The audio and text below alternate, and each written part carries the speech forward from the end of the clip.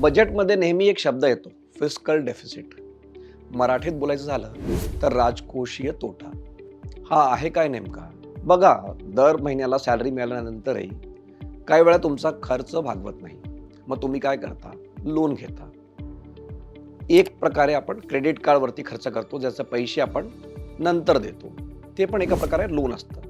तर समजा जे सरकारचा फिस्कल डेफिसिट आहे, ते आहे एका प्रकारे त्याचं क्रेडिट कार्ड बिल, जे त्यांना नंतर चुकवायचं आहे.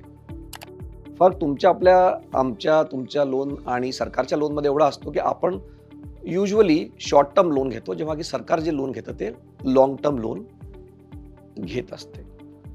तर एक गोष्ट लक्षात ठेवण्यासारखी अशी आहे की सरकार नेहमी तोट्यात असतं. सरकारचे खर्च जास्त असतात आणि त्यांची इन्कम कमी असते.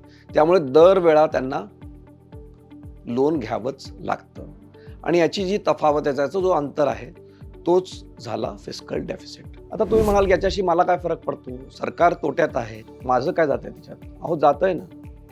तुम्हाला सांगतो. बघा, जेव्हा सरकार लोन घेते किंवा जास्त लोन घेते त्यांचे खर्च भागवण्यासाठी, तर त्याच्यामुळे इंटरेस्ट रेट वरती जातात. इंटरेस्ट रेट वरती का जातात? कारण बाजारामध्ये अनेक प्लेयर, म्हणजे आणखीन लोनची जशी मागणी वाढते, तसेच ज्याची मागणी वाढते तर त्याचं भाव वाढतो, म्हणून इंटरेस्ट रेट वरती जायला लागतात. आणि जेव्हा सरकार जास्त लोन घेते किंवा त्यांचं फिस्कल डेफिसिट वाढतं, तर त्याचा डायरेक्ट जो इम्पॅक्ट असतो तो आमच्या EMI वरती, म्हणजे आपल्या लोनच्या इंटरेस्टवरती पडतो. म्हणून सरकारचं फिस्कल डेफिसिट हे कमी असलं पाहिजे.